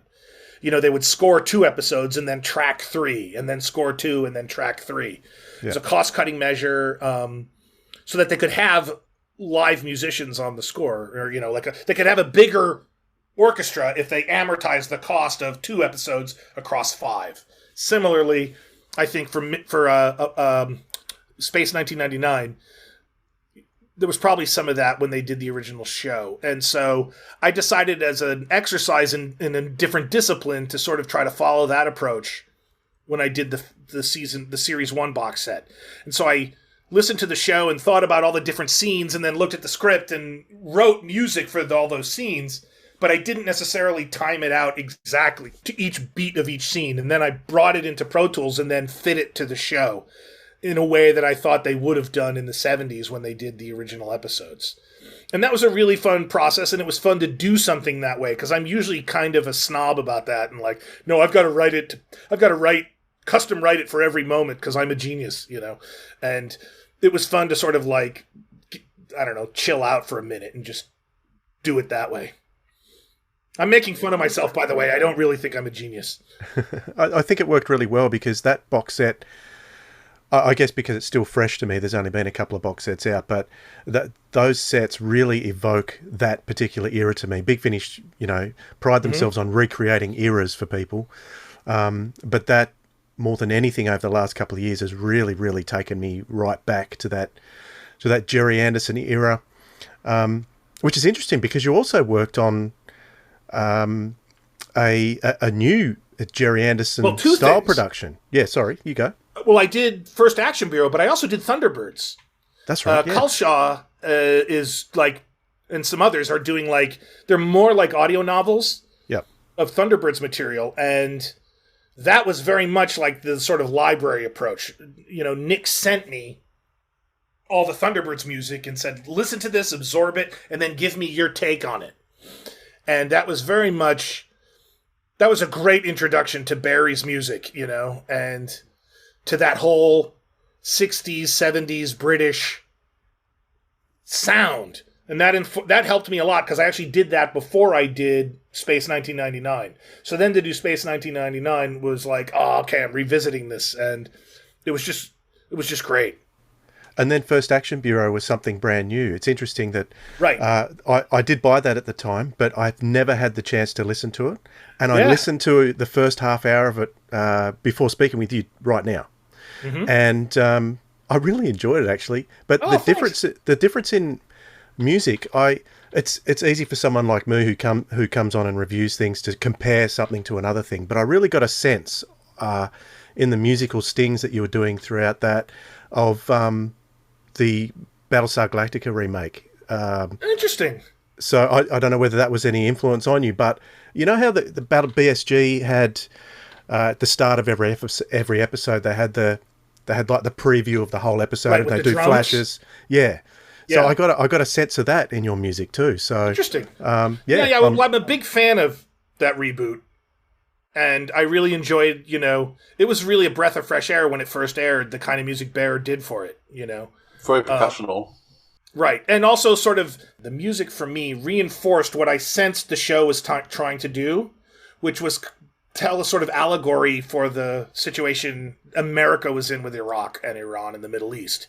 Yeah, and the use of the female vocals in that sort of very Middle Eastern sounding way, I think helped root it in that. And that whole thing, I just felt really, really good about. I really enjoyed how he did that. I can't say that I have any specific recollection of deliberately evoking that in First Action Bureau, but as something that I'd listened to in my life and enjoyed, I can't deny that it's entirely possible that it was something that I was referencing without even realizing it, you know, and that happens to us all the time.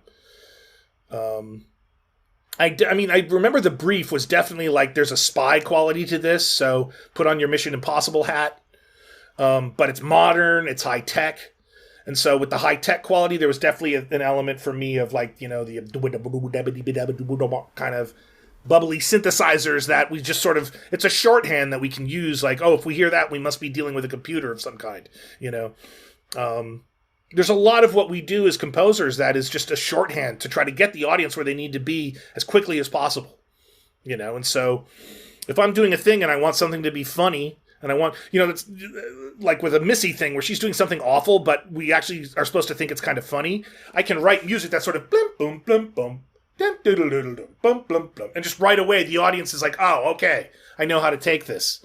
And it's this constant search for shorthand, sonic shorthand that I can get the audience where they need to be. And First Action Bureau was definitely a case of five or six of these shorthand things, putting them together and then finding the right balance so they all work.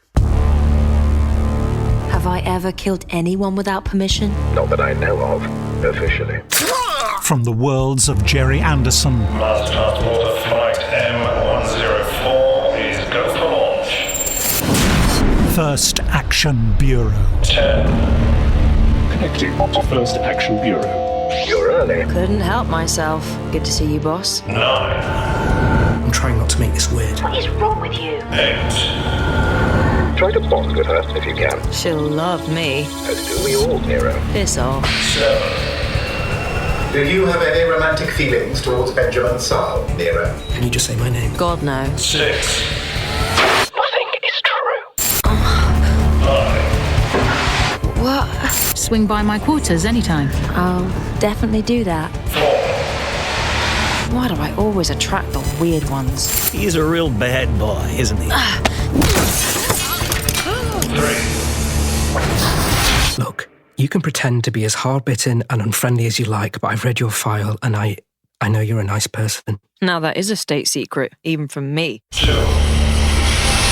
We get to stop global and interplanetary crime before it even gets started. Hence the name First Action Bureau.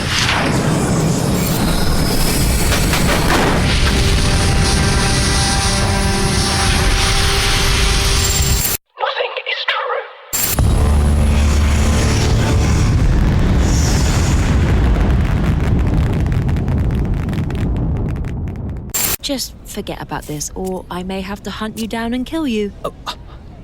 Are you serious? Not sure. Bye.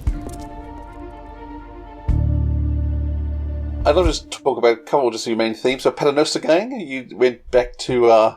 we went back a century or so in terms of sound. What were you thinking in the design plan with that score? Well, I had this sort of sonic memory in my head of like 80s and 90s masterpiece theater of like Mystery, where that Diana Rigg hosted, or Poirot, or Sherlock Holmes, and this sense of like a clarinet and sort of like almost like an accordion and like a drum and some strings and stuff. And so that was sort of my point of departure for that, you know, and just the thought of like the three of them in top hats and tails walking down Victorian Alley, sort of marching like a gang. And so that's where that sort of rum dum dum dum dum dum dum rum bum bum bum came from, that sort of marching beat.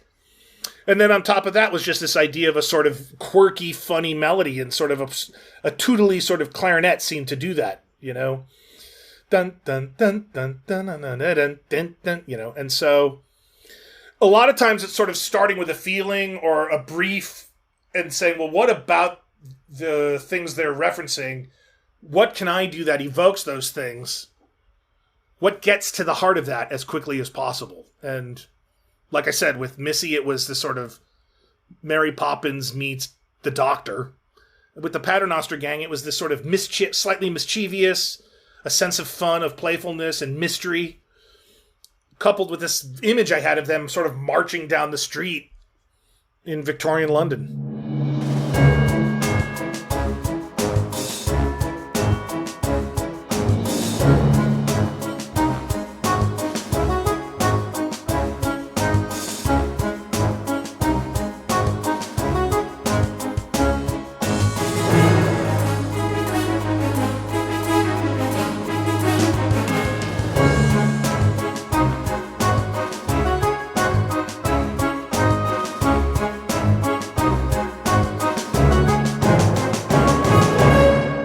It's interesting what things inspire. So Transference, totally modern, very change of theme there. Suspense, crime, thriller. Yep. What were your inspiration in terms of that theme? The 70s. Parallax View, All the President's Men. Yep. Klute. 3 Days of the Condor a little bit. Not quite so jazzy as that. So a lot of the scores, like a Fender Rhodes electric piano, which was very en vogue in the 70s.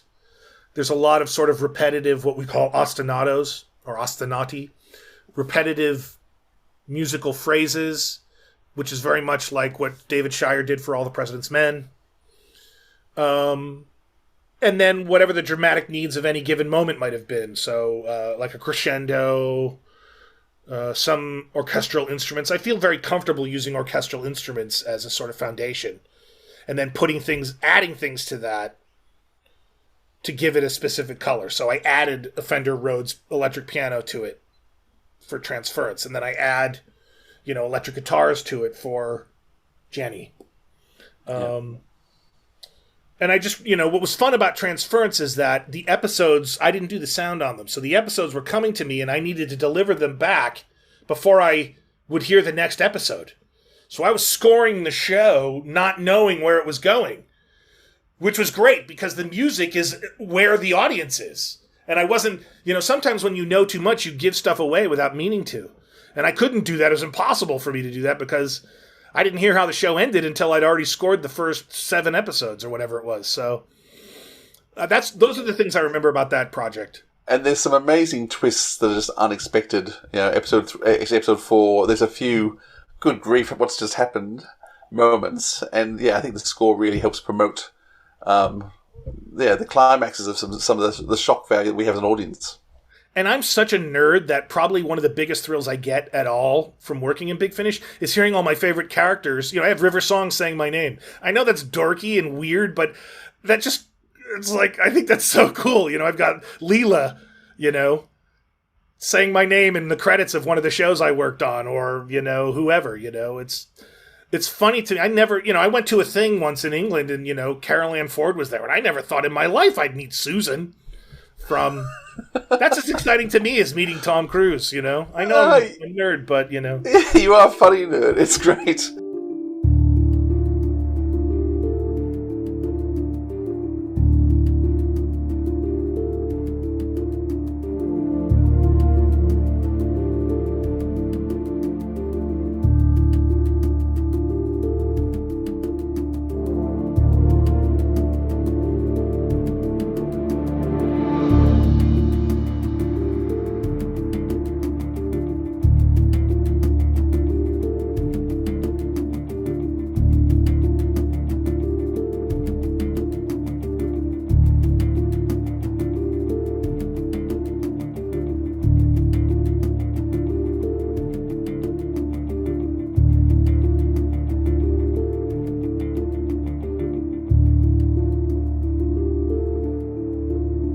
Can I just jump in there? Just one more theme I want to reference. Can I just say that your theme to the robots always takes my mind back to the foil feet of the robots marching along the sand miner with their glowing red eyes. That's what I see when I hear your theme. So, thank you for that. Oh, thank you. What I love about that theme is that it's really... I didn't even quite realize I was doing it at the time. It felt right. But as the storyline in the show has developed, it's become really appropriate for the show. And, it may have seemed more correct in the early days of that series of stories to make a theme that was more about Liv and her sister, Liv Chenka and Tula, than to make a theme about the March of the Evil Robots or whatever, the crazy robots or whatever. But as the show's progressed, that's ended up being a really fitting thing. And what's nice is I can take that theme and make a sort of sisterly version of it if I need to. Again, because this love I have of taking, Born to Be Wild and making it sound like it was written by a Mozart string quartet, And working on something that was from the era that you were watching. As a younger person on PBS, that would have been pretty special for you too, getting something directly from that era. I used to sort of get picked on. Kids used to goof on me in high school when I'd be reading like a Target book of Face of Evil, and I'd have Leela on the cover in her leather leotard, and they'd be like, "You pervert," and I'd be like, "What?" I was so backwards. I wasn't even thinking that way at the time. You know what I mean? It was sort of pre-puberty for me, or early. I don't know, that got weird suddenly, sorry, but it's just funny, and now I'm working on it, it's funny to me. I never would have thought that at the time.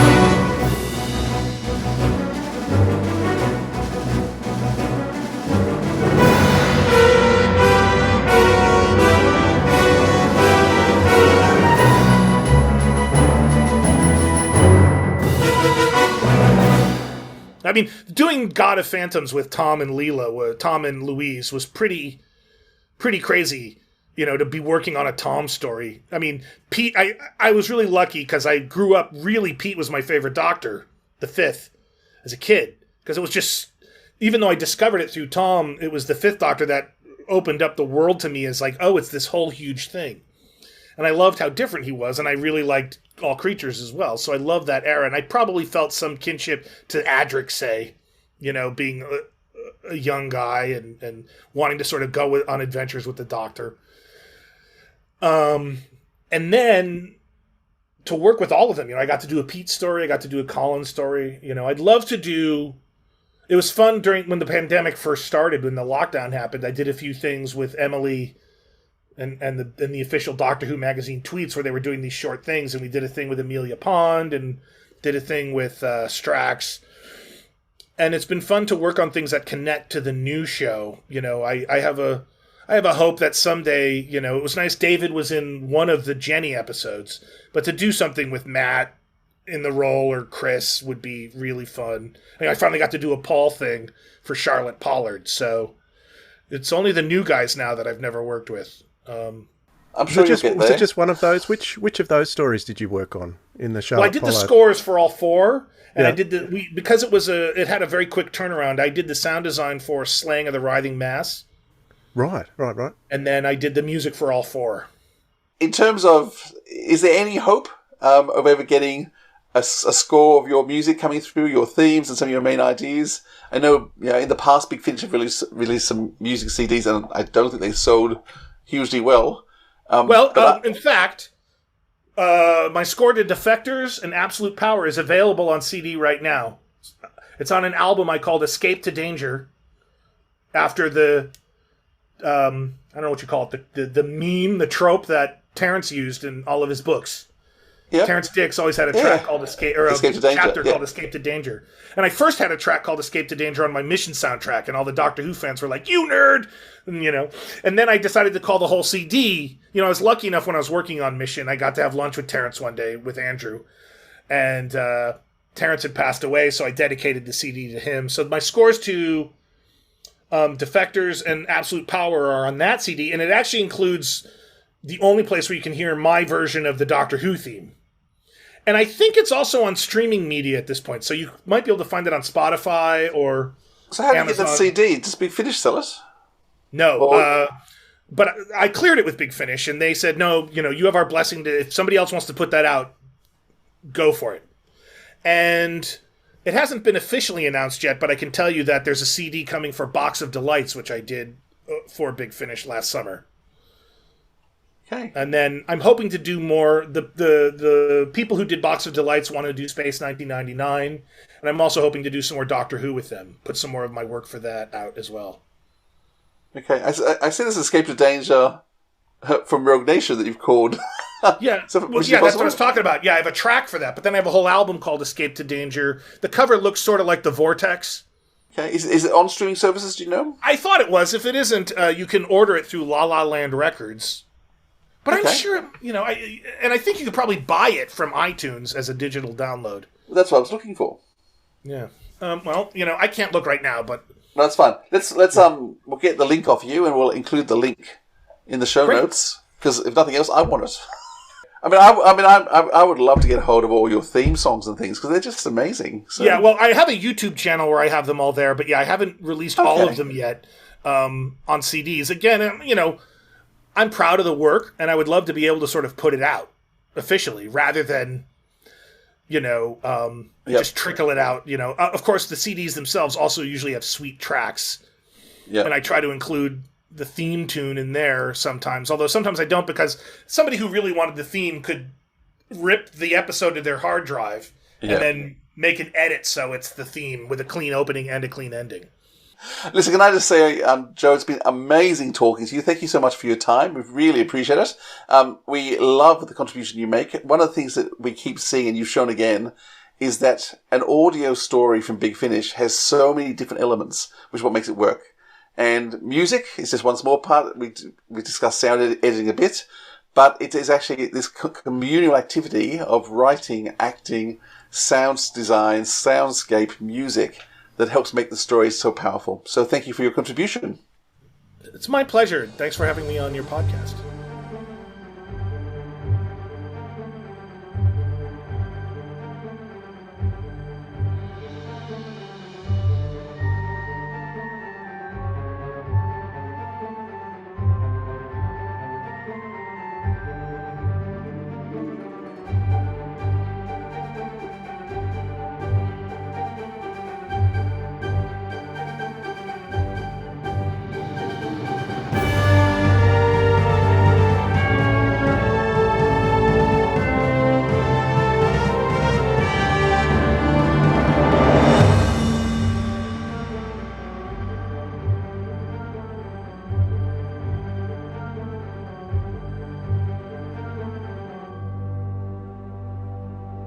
Well, there you go, Philip. How was that?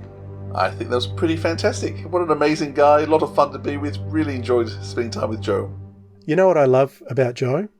What do you love about Joe? He has worked with some of the most, shall we say, awe-inspiring, but I guess when you work with people like Tom Cruise, it does invoke a slight sense of awe because of his level of stardom. Yep. But I love the fact that Joe at heart is just a fan like the rest of us. And he loves his fandoms, and that really appeals to me about Joe, and really appreciate the time he was able to spend with us. So if you've watched this far, Joe, thank you. Yes, indeed. All right, here's our recommendations for this week. No, I can't go first. You know why? Oh, I don't know why, Dwayne. Why? Because, Philip, you should know this by now. It's your turn. Yes, always my turn. I am going to recommend a soundtrack by Joe Kraemer, having just discussed it. One of the things I have been doing with my kids is playing Joe Kraemer in the car. So, my poor kids are suffering a lot of Joe Kraemer at the moment because, making sure that they know his style, and he has a fantastic style. And so I'm going to recommend one of the most popular albums, Rogue Nation. So, Mission Impossible, Rogue Nation. It's a great soundtrack. There's some marvellous themes. I love how he plays around with the classic 60s Mission Impossible theme. He inverts the tune sometimes. He just changes the chordal structures along the way. But as well as that, just writing beautifully programmatic music. So, I'm a huge classic music fan. I love programmatic music. I love music the story tells. And Joe Kraemer's music does that. So, if you want a great orchestral album to listen to, and let's face it, the modern orchestra, the modern symphony is really the soundtrack. Joe really gets that, and this is a great place to start. Very accessible because it's modern and lots of interesting themes. And let me know what you think. Have a listen, tell me what you think, because it's just fun to listen to some soundtracks. What about you, Dwayne? What are you going to recommend? I'm going to recommend a podcast that I discovered a while ago, but have not listened to it as regularly as I want to. And it's only been going for the last 6 months or so. It is called Tripods Cast. It is a podcast devoted to the tripods, both the books and the TV series, and even some of the other works of John Christopher, which is his pseudonym. His real name is Samuel Youd, or Youd. And it's a fascinating trip. There's three hosts on the podcast. One of them is probably about our age, Philip, and the other two are very young, a bit younger, who have not had experience with the tripods before, either in book or the TV series. And a while ago, I was able to interview Jim Baker, who was in the tripods for another podcast called Nerdology, Mark Cockrum's podcast. And that was a thrill. But I love the fact that these guys have been able to talk to the other three main leads, actually. So Kerry Seal, I think his name is, played Beanpole. John Shackley plays Will. And the name of the guy who plays Fritz has left my mind. I should remember because he's a friend of Benji Clifford's. I'll get roasted for forgetting his name. But they have interviews with all those main cast members throughout the podcast. They talk about the books. They talk about the TV series. And they even have a John Christopher aficionado by the name of Will Hadcroft, appearing occasionally on the show, who's a listener to the Sirens of Audio. And he also has a Doctor Who release coming out on BBC Audio later this year called The Resurrection Plant. So I've already lined Will up to come on to the Sirens of Audio. But he appears on Tripod's cast as well as a huge fan, and met Samuel Yude before he died as well, and shares a lot of his experiences with him. So I can, if for anyone who likes the Tripods, and I was introduced to the Tripods through the TV series, but if you like the books as well, go and check out Tripod's cast. It is a great one. Excellent. Great recommendation. Thanks, Dwayne. That's it for the Sirens of Audio today. Hope you've enjoyed it. We certainly have, haven't we, Philip? We have indeed. And we'll catch you all next time. Toodles. Bye. This has been the Sirens of Audio episode 106, For the Love of Composing, with our guest Joe Kraemer and your hosts Philip Edney and Dwayne Bunny. Theme music by Joe Kraemer. Contact details, links to our podcast and video locations, social media and more can be found at sirensofaudio.com. Send us some audio feedback via anchor.fm/sirensofaudio. Drop us a line at sirensofaudio@gmail.com or drop a comment. We love interacting with you. Thanks for listening, audiophiles. We'll catch you next time.